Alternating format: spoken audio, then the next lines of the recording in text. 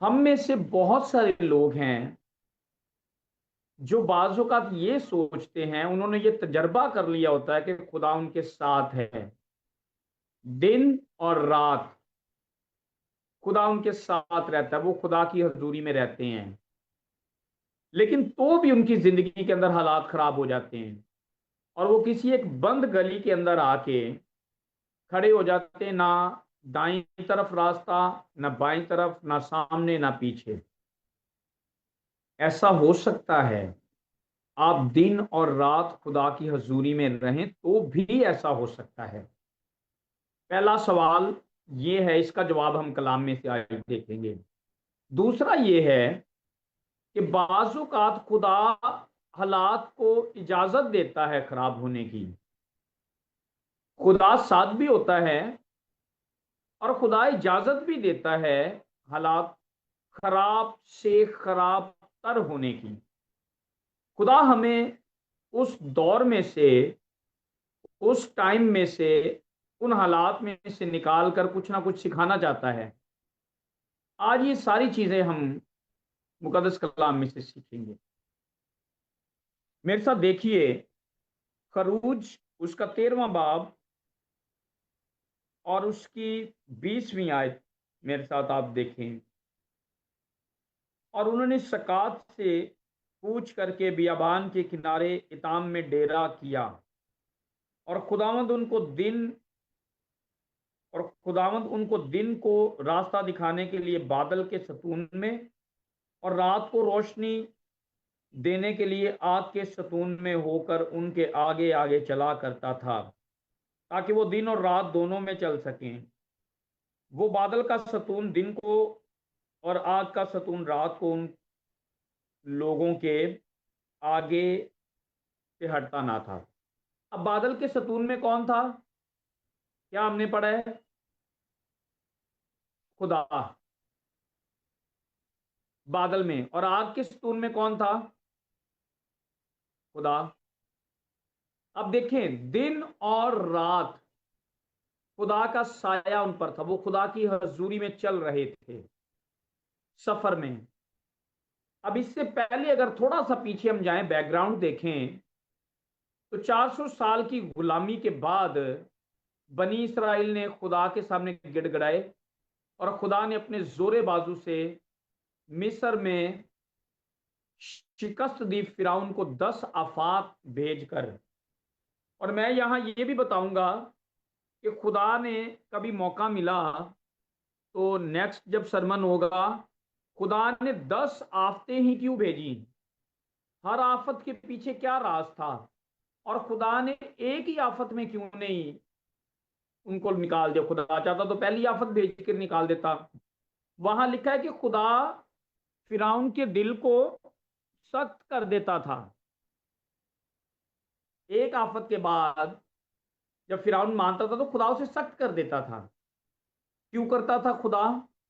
और 10 आफतें क्यों भेजी, और 10 के बाद ही क्यों खुदा ने उनको निकाला, उससे पहले भी? ये कभी फिर इस पर बात करेंगे, लेकिन इसका एक हिस्सा हम जंप करके आगे जाएंगे। आज जब खुदा उनको निकाल के ले आया तो अब सब कुछ उनको लग रहा था कि स्मूथ हो गया है, अब कुछ भी नहीं होने वाला। खुदा ने अपने जोरे बाजू से हमें निकाला है। मिस्रियों को बुरी तरह शिकस्त देकर वो निकले थे, उनको रगेदते हुए, क्योंकि पलोठे मर गए थे तमाम पूरे मुल्क मिस्र में, जानवरों से लेके इंसानों तक के, बादशाह तक हिलके रह गए थे। लेकिन तो भी अब लोग क्या सोच रहे होंगे कि हालात हमारे लिए क्या हो गए अब सिस्टर जी, स्मूथ हो गए हैं। खुदा ने एक बड़ा जलाली काम कर दिया है, अब सब कुछ ठीक हो गया है। अब तो हम खुदा की हजूरी में चल रहे हैं, खुदा का साया हम पर है दिन और रात में। लेकिन एकदम से यहां कुछ होने वाला है। देखें, खुदा साथ है बादल में और आग के सतून में। खुदा उनको मिस्रियों को शिकस्त देकर अपने लोगों को फतह याब करके लेकर आ गया। अब बजाहिर लग रहा है कि कुछ भी नहीं होगा आगे। रास्ते तमाम क्या हो गए, अब स्ट्रेट हो गए हैं, सीधे हो गए हैं, हमवार हो गए हैं। अब कुछ भी बुरा वक्त नहीं आने वाला, अच्छा वक्त आ गया है। गोल्डन टाइम शुरू हो गया है, वो सोच रहे होंगे। लेकिन जब ही खुदा उनको निकाल कर ले आया तो पहले से बढ़कर अब एक उनके ऊपर आफत आने को है, और खुदा ने इजाजत दे दी। क्या दी? 14वें बाब की पहली आयत मेरे साथ देखें। और खुदावंद ने मूसा से फरमाया कि बनी इसराइल को हुक्म दे कि वो लौट कर मजदाल और समुंदर के बीच फी खरूत के मुकाबिल बाल सफून के आगे डेरे लगाएं। उसी उसी के आगे समुंदर के किनारे किनारे डेरे लगाना। फिरौन बनी इसराइल के हक में कहेगा कि वो जमीन की उलझनों में आकर बियाबान में घिर गए हैं, और मैं फिरौन के दिल को सख्त करूंगा और वो उनका पीछा करेगा, और मैं फिरौन और उसके सारे लश्कर पर मुमताज हूंगा, और मिस्री जान लेंगे कि खुदावन मैं हूं। और उन्होंने ऐसा ही किया। जब मिस्र के बादशाह को खबर मिली कि वो लोग चल दिए, तो फिरौन और उसके खादिमों का दिल उन लोगों की तरफ से फिर गया, और वो कहने लगे कि हमने ये क्या किया कि इसराइलियों को अपनी खिदमत से छुट्टी देकर उनको जाने दिया।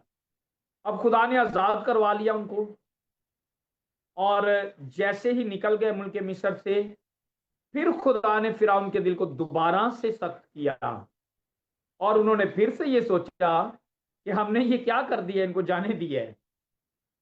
अब फिर से खुदा ने उनके दिल को सख्त किया, उभारा, और निकले वो निकले कि इसराइल का बन इसराइल का पीछा करें। और फिरौन क्या क्या लेकर निकला आप देखें। तब उसने अपना रथ तैयार कराया और अपनी कौम के लोगों को साथ लिया, और उसने 600 चुने हुए रथ, बल्कि मिस्र के सब रथ लिए, और उन सबों में सरदारों को बिठाया। और खुदावंद ने मिस्र के बादशाह फिरौन के दिल को सख्त कर दिया, और उसने बनी इसराइल का पीछा किया, क्योंकि बनी इसराइल बड़े फखर से निकले थे। बनी इसराइल वहां से बड़े फखर से निकले थे। उनको ये फखर था कि अब क्या किया है हमारे खुदा ने, हमें फतेहमंद किया है, फतह याबी बख्श दी है। ये उनको फखर था, अब कुछ नहीं होने वाला। लेकिन जब ही कुछ अजीब हो गया, फिरौन निकला, और फर्स्ट टाइम ऐसा हुआ है कि मिस्रियों को वो मारने के लिए निकला था। ऊपर अगर पढ़े तो रथ लेकर निकला था, अपना रथ भी तैयार कराया 600। यहां देखे लिखा हुआ क्या है, 600 चुने हुए रथ, बल्कि मिस्र के सब रथ और उन सबों में सरदारों को। क्या? 600 चुने हुए रथ जो जंग के लिए चुने जाते थे स्पेशली, और बाकी जितने भी मिस्र के अंदर रथ थे चुने हुओं के अलावा, पूरे मुल्क के मिस्र के रथ लेकर वो क्या हुआ, इनका पीछा करने के लिए निकला। और फिरौन बड़े गुस्से में था, इवन खुद भी अपना रथ भी तैयार करवाया, और सारी टॉप की क्यादत, मिस्र के टॉप के लीडर्स जो थे, सिपा सलार जो थे, उनको लेकर निकला पीछा करने के लिए इनका। और फिर क्या होता है, और उसने बनी इसराइल का पीछा किया, क्योंकि बनी इसराइल बड़े फखर से निकले थे। और मिस्री फौज ने फिरौन के सब घोड़ों और रथों और सवारों समेत उनका पीछा किया, और उनको जब वो समुंदर के किनारे फी खरूत के पास बाल सफून के सामने डेरा लगा रहे थे, जा लिया। अब उन्होंने अपने डेरे लगाए वहां, और ऊपर से जाके क्या हुआ, फिरौन भी अपनी फौज लेकर पहुंच गया है। अब देखें, मैंने कहा था कि बंद गली में कभी कभी फंस जाते हैं। खुदा दिन और रात हमारे साथ रहे तो भी, सामने समुंदर था, दोनों तरफ पहाड़ थे, और पीछे फिरौन। अब ये फंस गए, ना इधर भाग सकते थे ना उधर भाग सकते थे, सामने भी नहीं भाग सकते थे, और पीछे आते तो पीछे फिरौन था। ये कभी कभी हमारे साथ नहीं होता ऐसा कि हम खुदा के साथ चल भी रहे होते हैं, दुआ भी कर रहे होते हैं, खुदा भी हमारे साथ होता है, खुदा ने हमें ये तजर्बा भी करवाया होता है कि वो हमारे साथ है, तो भी कभी कभी हालात इतने खराब हो जाते हैं कि सामने से भी मुसीबतें, इधर से भी मुसीबतें, इधर से भी मुसीबतें और पीछे से भी मुसीबतें, हर तरफ से मसाइल ही मसाइल। वहां हम बेदिल हो जाते हैं और शक व शुबहात हमारे दिल में आना शुरू हो जाते हैं। इस वाकये को आप लेंगे ना, तो जितने यहां सुन रहे हैं, आप सबको अपनी जिंदगी नजर आएगी इसमें से, आपको अपने जाती तजर्बात इसमें से नजर आएंगे। मैंने कहा था कि खुदा हमसे कलाम कर रहा है आज। आपको फील होगा कि ये सारा कुछ तो मैं भी अपनी जिंदगी में मैंने किया है, ऐसा तो मेरे साथ भी होता है, इस सिचुएशन में तो मैंने भी यही किया था। अब देखें आगे। और जब फिरौन नजदीक आ गया, तब बनी इसराइल ने आंख उठाकर देखा कि मिस्री उनका पीछा किए चले आते हैं, और वो नहायत खौफजदा हो गए। लोग पहली चीज ही देखें, अभी कुछ ही टाइम पहले अगर पीछे देखें, थोड़ा टाइम पहले गुजरने के, या कुछ दिन कह लें, खुदा ने कितनी बड़ी कुदरत अपनी जाहिर की। 10 आफात अपनी आंखों से देखी। जब पूरे मुल्क के मिस्र में उन आफात के असरात होते थे, उन वो आफतें होती थी, लेकिन जश्न के इलाके में जहां बनी इसराइल रहते थे, प्रेज द लॉर्ड, वो पूरा एरिया सिस्टर जी सेव होता था। चाहे टिड्डियां आई हैं, चाहे अंधेरा हुआ है, चाहे मेंढक आए, चाहे मच्छर आए, चाहे जुएं आई हैं, चाहे ओले पड़े हैं, आग पड़ी है, लेकिन क्या बात है, एक खित्ता ऐसा था जहां वो आफतें जाने की नहीं थी। ऐसे लगता था कि कोई प्रोटेक्शन वाली कोई रेडार ऐसे सिस्टम है कि वो आफतें आने से पहले ही उनको वहीं से क्या कर देते थे, ब्लॉक कर देते थे। कोई ऐसा सिस्टम था वहां, खुदा ने कर दिया कि जश्न के एरिया में इन्होंने अपनी आंखों से देखा सब कुछ। पिलोठों के मरने का तजर्बा अपनी आंखों से इन्होंने किया कि जानवरों से लेके मिस्रियों के सारे पिलोठे मर गए। लेकिन तो भी ये एक मुश्किल फिर से आई, तो पहला ही इन्होंने, इनके दिल के अंदर क्या आ गया, खौफ। लिखा है वो खौफजदा हो गए। मैं सोचता हूं कि आज के ईमानदार का भी यही हाल नहीं है। खुदा जितने मर्जी खुदा जिंदगी में मौजूदात कर दे, खुदा जितनी मर्जी अपनी कुदरत दिखा दे, खुदा जितना मर्जी एहसास दिला दे कि मैं दिन और रात तेरे साथ हूं, लेकिन हमारी जिंदगी में फिर भी खौफ आ जाता है। छोटे छोटे मसलों को देख के हम खौफजदा हो जाते हैं, और हम सोचते हैं कि हाँ वो खुदा ने काम कर दिया था, लेकिन ये काम खुदा मेरे लिए नहीं कर सकता, ये वाला मसला खुदा मेरा हल नहीं कर सकता, मेरे हस्बैंड को ठीक नहीं कर सकता खुदा, मेरे बच्चों के लिए खुदा ये नहीं कर सकता, खुदा मुझे रोजगार नहीं दे सकता, बाकी चीजें खुदा ने मुझे दे दी हैं, खुदा मेरे हालात तब्दील नहीं कर सकता, खुदा वो नहीं कर सकता जो मैं सोच रहा हूं। खुदा अपनी मर्जी से मेरे लिए कुछ ना कुछ करता रहता है मेरी जिंदगी में, लेकिन वो नहीं खुदा मेरे लिए करता जो मैं सोचता हूँ। ये सोच रहे थे कि अब गए हम मिस्त्रियों के हाथ में, खुदा ने इतना कुछ कर लिया, लेकिन ये खुदा नहीं करेगा। अब देखिए खौफजदा हो गए, और आगे क्या होता है। तब बनी इसराइल ने खुदावन से फरियाद की और मूसा से कहने लगे, आहा हा, देखें यहाँ कितना बारीक सा नुक्ता है सिस्टर जी। खुदा से फरियाद कर रहे हैं इधर, यही लिखा हुआ है कि खुदावन से फरियाद करने लगे, और मूसा से कहने लगे कि क्या मिस्र में कब्रें ना थी। क्या खूबसूरत बात है। इधर से दुआ चल रही है, खुदा से फरियाद चल रही है, और इधर से शक दिल में है, क्या मिस्र में कब्रें नहीं थी। दुआ के साथ क्या है हमारे अंदर, शक कह के मर गए।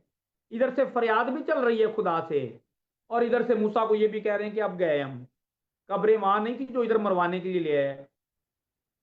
और कलाम में लिखा है कि चश्मे के एक ही मुंह से दो तरह के पानी नहीं, एक ही, या मीठा या फिर खारा कड़वा। अब यहां देखे दुआ भी चल रही है, खुदा से फरियाद भी चल रही है और शक भी है कि मर जाएंगे हम इधर, ये मिस्री तो हमें मार देंगे। तो फिर क्या फायदा है ऐसी दुआओं का? हम भी तो ऐसे ही नहीं करते, इधर से खुदा से डेली दुआ भी करते हैं और इधर से ये भी सोच कहते हैं खुदा बंदा मेरे साथ ही ऐसे करना था, मेरे साथ ही ये होना था, मैं गया अब इस मसले से, अब ये नहीं हल होने का। और फिर क्या होता है? और मूसा से कहने लगे क्या मिस्र में कब्रें ना थी जो तू हमको वहां से मरने के लिए बियाबान में ले आया है? तूने हमसे ये क्या किया कि हमको मिस्र से निकाल लाया? क्या हम तुझसे मिस्र में ये बात ना कहते थे कि हमको रहने दें कि हम मिस्रियों की खिदमत करें, क्योंकि हमारे लिए मिस्रियों की खिदमत करना बियाबान में मरने से बेहतर होता। वो कहते हैं कि वो टाइम ठीक था हमारे लिए, सारी खुदा की कुदरत को पीछे रख दिया आपने, भूल गए और कह रहे थे कि वो ठीक था, वो मिस्री हमारे लिए ठीक थे, वो गुलामी का घर हमारे लिए ठीक था, यहां मरवाने के लिए ले आया है। एक मिनट में, लम्हे भर में सारा ईमान कहां गया, सारी देखी हुई कुदरत खुदा की कहां गई, वो भरोसा कहां गया? हम भी ऐसे ही करते हैं, लम्हों के अंदर हमारा ईमान ऐसे खत्म हो जाता है। तब मूसा ने लोगों से कहा डरो मत, चुपचाप खड़े होकर खुदावन की निजात के काम को देखो जो वो आज तुम्हारे लिए करेगा, क्योंकि जिन मिस्रियों को तुम आज देखते हो उनको फिर कभी अब तक ना देखोगे। डरो मत, खूबसूरत बात लिखी हुई है, डरो मत, चुपचाप खड़े रहो और खुदावंद की निजात के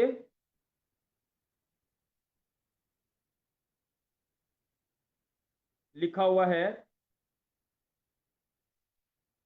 खुदावंद की निजात के काम को देखो। डरो मत, चुपचाप खड़े कैसे होना है? निजात का काम देखने से पहले क्या करना है सिस्टर जी? डरो मत और चुपचाप खड़े रहो। अब देखें, अपने मसाइल के अंदर या तो खुदा को बोलने की इजाजत दे दें या हम खुद बोल लिया करें। चुपचाप हम नहीं खड़े रहते, या हम खुद अपने लिए कुछ कर लें या खुदा को मौका दें। मूसा ने क्या कहा? चुपचाप खड़े रहो। कुछ करने का कहा कि भाग दौड़ करो, इधर को भागो उधर को भागो, कोई पहाड़ पे चढ़ जाए, कोई इधर जान बचाने के लिए भागे, जिसको तैरना आता है वो समुद्र में छलांग लगा दे, अपनी मदद आप। नहीं, ऐसा कुछ भी नहीं कहा, कुछ भी मेहनत करने के लिए नहीं कहा, कुछ भी लड़ने के लिए मूसा ने नहीं कहा। उसने कहा चुपचाप खड़े रहो और खुदा की निजात के काम को देखो, खुदा की कुदरत को पूरा काम करने दें। हम खुदा को काम नहीं करने देते, हम खुद काम करना शुरू कर देते हैं। जो काम खुदा के करने का होता है जहां, वहां हम खुद एफर्ट करते हैं। जहां हमें चुपचाप करके खड़े रहना चाहिए वहां हम अपनी एफर्ट शुरू कर देते हैं, ये काम खुदा से नहीं होगा, ये तो मुझे ही करना पड़ेगा। तो फिर खुदा की निजात के काम हम नहीं देख सकते तब तक। हम खुद एफर्ट करना चाहते हैं, हम खुद चाहते हैं कि अपने हालात को हम खुद चेंज करें, हम अपने मसाइल से खुद लड़ना चाहते हैं। चुपचाप बैठ नहीं सकते हम खुदा को मौका नहीं देते, खुदा की कुदरत को मौका नहीं देते। हम जो चीजें हासिल करना चाहते हैं उसके लिए जितनी हो सकती है खुदा से हटकर खुद स्ट्रगल करते रहते हैं। लेकिन मैं कहता हूं मेहनत करनी चाहिए, अच्छी बात है, इसका मतलब ये नहीं, थॉट को कभी भी खराब नहीं करना चाहिए। थॉट ये है कि जो एफर्ट हम कर सकते हैं वो हमें करनी चाहिए, लेकिन जहां खुदा को काम करना देना चाहिए वहां हमें चुपचाप खड़े रहना चाहिए। फॉर एग्जाम्पल, कलाम ये कहता है कि अगर तेरे कोई गाल पे एक मुंह पे मारे तो दूसरी भी क्या कर दे उसकी तरफ। इसका मतलब क्या? खामोश हो जा। अगर आसान ये है, ये नहीं है क्योंकि थप्पड़ मारे तो उसको बोले पाजी इधर भी मारो, ऐसा इसका मतलब नहीं, मतलब ये है कि अगर आपके साथ कोई गलत कर रहा है तो करने दें, उसे मौका दें, खुदा खुद उस इंसाफ करेगा। हालात खराब होते हैं सम टाइम, तो होने दें, खुदा है साथ, खुदा उनको चेंज करेगा। हमारा काम क्या है? जो इंस्ट्रक्शन, जो हदायत हमें पाक रू देता है, हमें वो करें। हम बदला लेने के लिए, हम दूसरी चीजें करने के लिए इंसानों के साथ ना शुरू हो जाएं, खुदा को मौका दें। अब यहां क्या था? फिरौन के साथ मुकाबला करना था, तो मूसा ने कहा चुपचाप खड़े रहो, ये बुड़बड़ाओ नहीं खुदा पर और मुझ पर, और ना इनको देखो, चुपचाप खड़े रहो और खुदा की निजात के काम को देखो। एक बात सीखने की, खुदा की निजात के काम को देखना है तो खामोश रहें। सोचे कि मैंने कहां कहां गलत बोला है, जहां मुझे खामोश रहना चाहिए था मैंने वहां कुछ ज्यादा तो नहीं बोल लिया, तो खुदा कैसे अपनी कुदरत वहां जाहिर करेगा? नहीं करेगा। अगर नहीं आज से पहले हम खामोश रहते तो खामोश रहना सीखें। हस्बैंड वाइफ में क्या होता है? एक ने की ना तो दूसरा कहता है मैं क्यों खामोश रहूं, मैं इससे 10 गुना ज्यादा सुनाऊं इसको। तो हमारी अज़दवाजी जिंदगियां आधे से ज्यादा खराब हो जाती हैं बहस करके। हम एक दूसरे से जीतना चाहते हैं। शौहर कहता है बीवी, इसने क्यों बात की है, ये करके जाए कहाँ औरत होके, इसने मुझे बात कर दी, मैं थका हुआ आया हूं, इसकी कैसे हिम्मत है? तो वो आगे से 10 सुना देगा। बीवी ने कहा मैं घर के सारा दिन काम करती रहती हूँ, जिम्मेदारियां मेरे पे, शौहर है तो बराबर के ही हैं हम, ये बात करके जाए तो जाए कहाँ? सारा के बारे लिखा है, वो अपने शौहर को, अब्राहम को क्या कहती थी? खुदावन, इस हद तक रिस्पेक्ट। तो देखिए बाजों का खामोश रहना पड़ता है रिश्तों में, ताल्लुकात को बेहतर बनाने के लिए। हर दफा सुनाने से ही ताल्लुकात नहीं बेहतर बनते। खुदा को पूरा काम करने दें, खुदा की कुदरत को प्रॉपर काम करें। जहां आपको लगता है कि किसी ने ज्यादती की है, कुछ बोला है, तो खुद नहीं बोले, खुदा को बोलने का मौका दें वहां। फिर खुदा की कुदरत के निजात के काम को देखें। आप आगे चलते हैं, और फिर क्या होता है? और खुदावंद ने मूसा से कहा कि तू क्यों मुझसे फरियाद कर रहा है? बनी इसराइल से कह कि वो आगे बढ़े। Praise the Lord. कहते हैं ये क्या है? निकलो आगे, आगे बढ़ो, और देखो ये समुंदर कैसे हटता है यहां से, और देखो मिस्री कहाँ जाते हैं। ये मुश्किलात जो तुम देख रहे हो सामने पीछे, ये देखो जाती कैसे हैं। आप बढ़े आगे।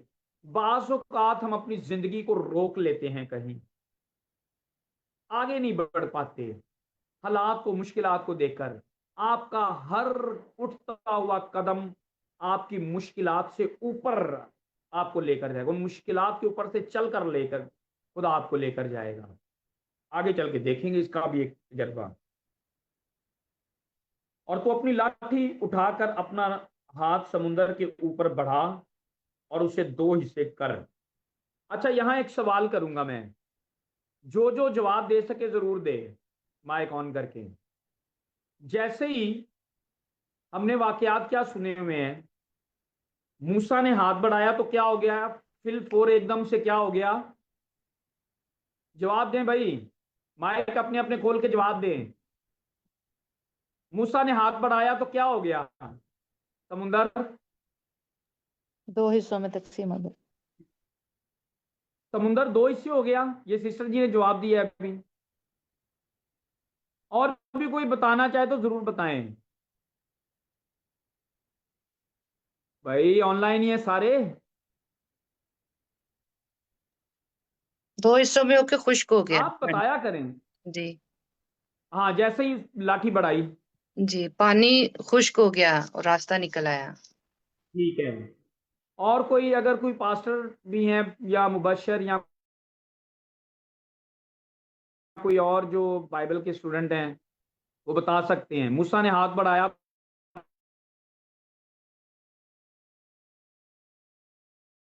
और पानी को दो तो हिस्सों में एकदम से तकसीम क्या कर हुआ? दिया। समुद्र 2 हिस्से हो गया। Brother Alan. और चलें, अगर कोई नहीं तो सीखें इस बात को। मुझे पता है सब जो सुन रहे हैं सबके जहनों में ये है कि मूसा ने लाठी बढ़ाई और पानी क्या हो गया, दो हिस्से हो गया, लेकिन नहीं हुआ। हैरत की बात नहीं है सिस्टर जी, समुंदर लाठी बढ़ाने से दो हिस्से नहीं हुआ, एकदम फिल फोर नहीं हुआ। अब पढ़ें आगे मेरे साथ, देखें। और अपना हाथ समुंदर के ऊपर बढ़ा और उसे दो हिस्से कर, और बनी इसराइल समुंदर के बीच में से खुश्क जमीन पर चलकर निकल जाएंगे। और देख, मैं मिस्रियों के दिल सख्त कर दूंगा और वो उनका पीछा करेंगे, और मैं फिरौन और उसकी सिपा और उसके रथों और सवारों पर मुमताज हूंगा। और जब मैं फिरौन और उसके रथों और सवारों पर मुमताज हो जाऊंगा तो मिस्री जान लेंगे कि मैं ही खुदावंद हूं। और खुदा का फरिश्ता जो इसराइली लश्कर के आगे आगे चला करता था, जाकर उनके पीछे हो गया, और बादल का वो सतून उनके सामने से हटकर उनके पीछे जा ठहरा। अब देखिए जरा एक चीज यहां अजीब, खुदा का फरिश्ता जो आगे चलता था वो भी कहां चला गया, बनी इसराइल के। और जो बादल का सतून था वो भी कहां चला गया, पीछे। आग का जो सतून था वो पीछे चला गया। अब पीछे जाने का मकसद ये कि बनी इसराइल और मिस्रियों के बीच में आके खड़ा हो गया। अब देखें कि बाजुकात होता क्या है, मुश्किलात हमारे सर पे होती हैं सिस्टर जी, हम मुश्किलात के बीच में होते हैं, लेकिन लेकिन लेकिन साथ जरूर प्रेज द लॉर्ड बोलिएगा जहां जहां आप हैं। मुश्किलों के बीच में होते हैं, लेकिन मुश्किल के और हमारे बीच में कोई होता है जो मुश्किल को इस तरफ नहीं आने देता, वो मेरा और आपका खुदावंद यीशु मसीह होता है। Praise the Lord. मुश्किलात ऊपर तो हालेलुया, मंडला सकती हालेलुया। हैं, लेकिन बीच में कोई आके खड़ा हो जाता है जो आप तक पहुंचने नहीं देता। बनी इसराइल वाले सोच रहे थे कि मर गए, लेकिन खुदा इधर से हटकर पीछे आकर खड़ा हो गया कि कैसे इनकी हिम्मत है कि क्रॉस करके ही अब तो आएंगे, अगर आएंगे तुम्हारी तरफ तो। अब देखें, ये डर पहला ही खुदा ने उनके जहनों से निकाला पीछे आके। बाज़ औक़ात पीछे आना भी कितना फायदेमंद होता है, जरूरी नहीं कि सामने ही फ्रंट पर ही आकर। और फिर देखें आगे चल के एक और चीज सीखें। और वो पीछे जा ठहरा, यूं मिस्रियों के लश्कर और इसराइली लश्कर के बीच में हो गया। यूं मिस्रियों और इसराइली लश्कर के बीच में। आज भी मेरा और आपका खुदा हमारे दुश्मनों के और हमारे बीच में ही खड़ा होता है, हमारी मुश्किलात और हमारे दरमियान खड़ा होता है खुदा। लेकिन हमें शायद अपनी कम में तकादी की वजह से वो एहसास नहीं हो पाता, और हम वो फील नहीं कर पाते ईमान की कमी की वजह से। और फिर आगे चल के देखेंगे, और सो वहां बादल भी था और अंधेरा भी, तो भी रात को उससे रोशनी रही। बस वो रात भर एक दूसरे के पास नहीं आए, रात भर एक दूसरे के पास नहीं आए। ये एक पॉइंट है कि लाठी बढ़ाई और एकदम समंदर दो हिस्से हुआ कि नहीं हुआ। अब जरा इस बात को पहले यहां से जहनों में रखना है, आगे चल के वो बात फिर क्लियर होगी। रात भर वो एक दूसरे के पास नहीं आए, और रात भर वो वहीं खड़े रहे जहां जहां थे, क्योंकि उनके सामने समुंदर था, और इधर बीच में आके कौन खड़ा हो गया था, खुदा का फरिश्ता, और वो बादल का जो सतून था वो भी बीच में। अब रात भर यही कश्मकश चलती रही है, और फिर क्या होता है, फिर मूसा ने अपना हाथ समुद्र के ऊपर बढ़ाया, और खुदावंद ने, अब देखें ये बात सीख लें, और मूसा ने अपना हाथ समुद्र के ऊपर बढ़ाया, और खुदावंद ने रात भर तुंद पूर्वी आंधी चलाकर समुद्र को पीछे हटाकर उसे खुश्क जमीन बना दिया, और पानी दो हिस्से समझ आई कोई बात? लाठी ऊपर करने से समुंदर दो हिस्से नहीं हो गया। खुदा ने कहा लाठी बढ़ा दे, लेकिन अब एक टाइम लगेगा। रात भर हवा चलाई और हवा के जरिए समुंदर क्या होता गया बीच में से, और एकदम से समुंदर नहीं खुश्क हुआ। ये फिर से मैं पढ़ने लगूंगा आप सबके लिए। फिर मूसा ने अपना हाथ समुंदर के ऊपर बढ़ाया और खुदावंद ने रात भर, पूरी रात, रात भर का मतलब पूरी रात, रात भर पूर्वी आंधी चलाकर और समुंदर को पीछे हटाकर उसे खुश्क जमीन बना दी, और पानी दो हिस्से फिर हुआ। और बनी इसराइल समुंदर के बीच में से खुश्क जमीन पर चलकर निकल गए, और उनके दाहिने और बाएं हाथ पानी दीवार की तरह था। अब यहां सवाल ये पैदा होता है कि खुदा ने पूरी रात भर ही क्यों समुंदर वो हवा चलाई? खुदा तो कहता था और जाता था। इब्तिदा में देखे खुदा ने कहा रोशनी हो जा, हो गई। जो खुदा कहता था 6 दिन में जब खुदा ने दुनिया तख्लीक की, जो जो खुदा ने कहा और होता गया। लेकिन यहां रात भर आंधी चली तो जमीन क्या हुई? खुश्क, वो समुंदर वाली। यहां फिर से कोई बताना चाहेगा? इसके पीछे एक भेद था बहुत बड़ा। और ऊपर मैंने कहा था कि इस बात को सीखने के लिए पहली बात ध्यान में रखनी है। वो कौन सी थी? कि रात भर वो एक दूसरे के पास नहीं गए और खड़े भी साथ ही थे। अब ये देखें कि उससे पहले बनी इसराइल क्या हो गए थे?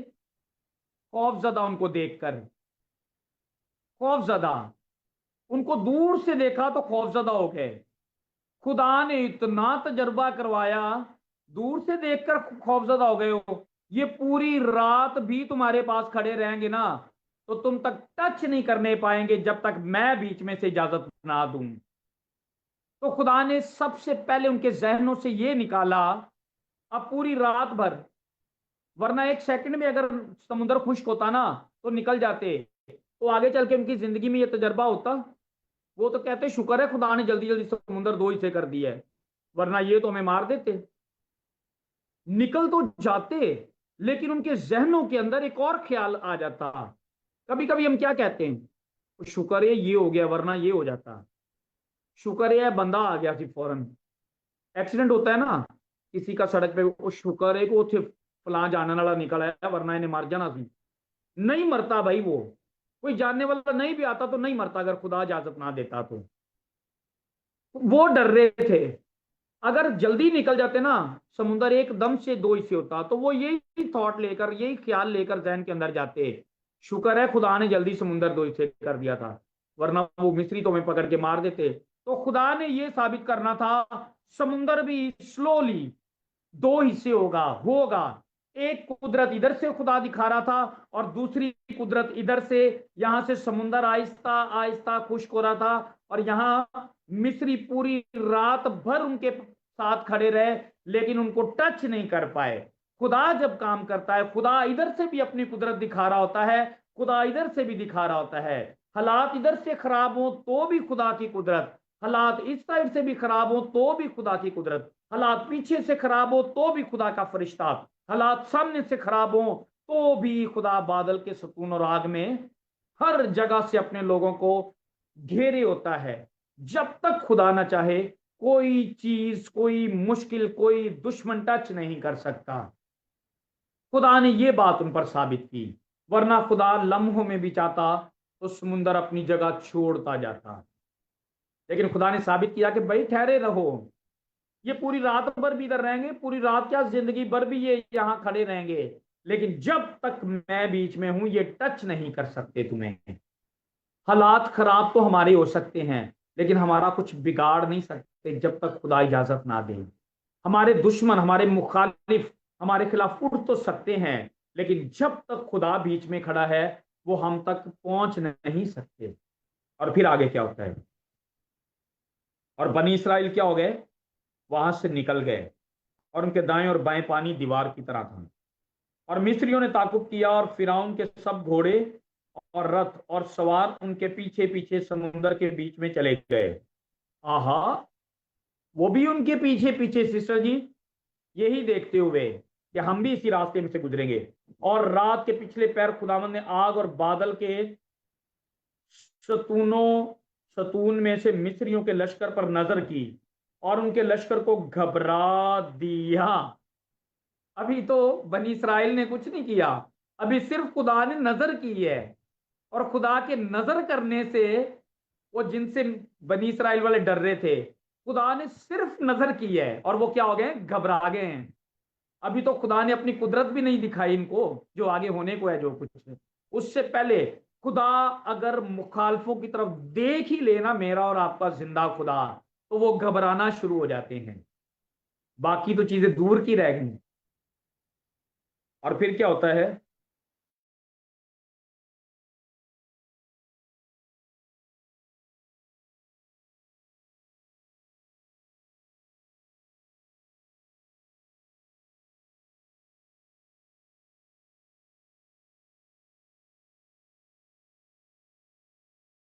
ये खतरा है जब आपका और मेरा खुदा उन पर निगाह ही कर ले, तो वो मुश्किलात जहां से आती हैं वो वापस वहीं से लौट जाती हैं, उसी तरफ जाती हैं जहां से वो आई हैं। लेकिन खुदा फिर जाने नहीं देता।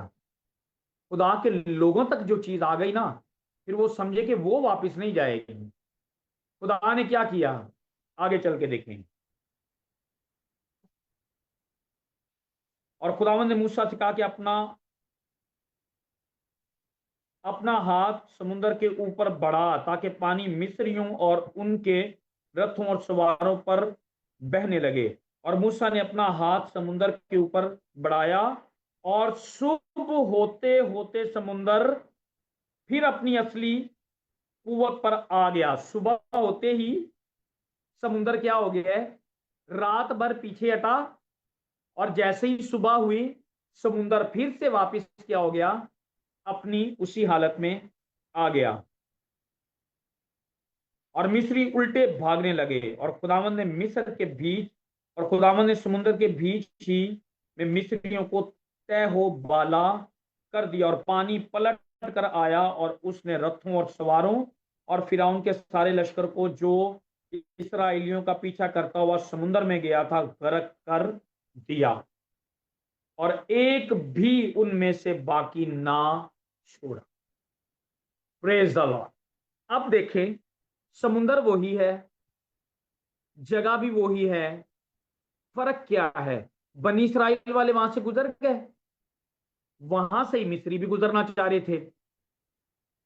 पहले जो गुजरे हैं उनके साथ मेरा और आपका जिंदा खुदा था, जगह सेम थी। दूसरे जो गुजरे थे उनके साथ मेरा और आपका खुदा नहीं था, जगह वही थी। अब देखिए, जगह वही थी। हेलो, मेरी आवाज आ रही है? जी पास्टर जी आ रही है। कोई कोई भी बता सकता है कि आवाज मेरी क्लियर आ रही है? जी जी पास्टर साहब, क्लियर है। ओके जी, जी ओके। पास्टर अब देखिए, जी जगह क्लियर आ वही रही है। है। Okay ji, thank you so much. हालात वही हैं, उनमें से वो निकल गए जिनके साथ खुदा है, और जिनके साथ खुदा नहीं वही जगह उनको क्या कर दिया, समुद्र ने तहो बाला कर दिया, उनको बर्बाद करके रख दिया, उनको डबो दिया है। ये फर्क है। खुदा हमारे साथ है तो हम हालात में से, हालात कैसे भी हों, गुजर जाएंगे। खुदा साथ नहीं है तो वही हालात हमें क्या कर देंगे, डबो देंगे। वही जगह हमें तबाह कर देंगी, वही जगह, वही हालात, वही मसाइल हमें तहो बाला कर देंगे। अब देखें, उस वक्त को लिखा है कि खुदा ने सारे के सारे उनके जितने भी रथ थे डबो दिया, उनको उनको बर्बाद कर दिया, गर्क कर दिया समुद्र के अंदर। सोचे, पहले जब पूरे मिस्र के रथ खुदा लेकर आया, खुदा ने इजाजत दी फिरौन को, तो मिस्री, ये बनी इसराइल वाले क्या सोचते होंगे उस दिन, काश के थोड़े से होते तो हम इनका मुकाबला कर लेते, खुदा इतनों को आने ही ना देता। खुदा ने सबको मारना था, इसलिए खुदा सबको इजाजत दी कि चले उनके पीछे। हम खुदा के भेद नहीं समझते। जितनी बड़ी हम पर मुश्किल आती है, उतनी बड़ी खुदा की कुदरत, खुदा काम करता है अपनी कुदरत के वसीला से। और फिर कभी कभी हमें ये लगता है कि हालात बहुत ज्यादा खराब हो गए हैं, अब कुछ नहीं होने वाला।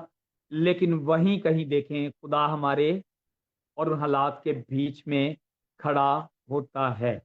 आज कितने हैं जो हम में से बनी इसराइल की तरह, मुमकिन है कि हम कामयाब एक सफर करके कुछ टाइम तक निकले हैं रूहानी। अब एक वक्त आया है कि हालात हमें लगता है कि खराब हो रहे हैं, हमें लग रहा है कि चीजें हमारे कंट्रोल से बाहर हैं। वहीं देखें, अगर हम खुदा के साथ चल रहे हैं, उसके हुक्मों पर अमल कर रहे हैं और खुदा के रूह की हिदायत के मुताबिक चल रहे हैं, तो फिर इस बात पर यकीन रखें कि उन हालात के और हमारे बीच में खुदा खड़ा है। इस बात पर यकीन रखिए कि हमारे दुश्मनों के और हमारे बीच खुदा खड़ा है। बेदिल होने की जरूरत नहीं, हालात जितने खराब होते हैं होने दें, जितने बड़ी मुश्किल होगी उतनी बड़ी खुदा कुदरत और फतह याबी हमें देगा। और फिर एक वक्त आया कि खुदा ने अपने लोगों को कामयाबी के साथ उस समुंदर में से भी निकाला। आज मुमकिन है कि मैं भी स्ट्रगल कर रहा हूँ, मेरे सामने भी समुंदर हो, साइडों में पहाड़ हो, पीछे मेरे दुश्मन हो, लेकिन एक चीज याद रखें कि खुदा सब कुछ करने पर कादिर है। खुदा मुझे और आपको इस कलाम के वसीला से बरकत दे। आमीन।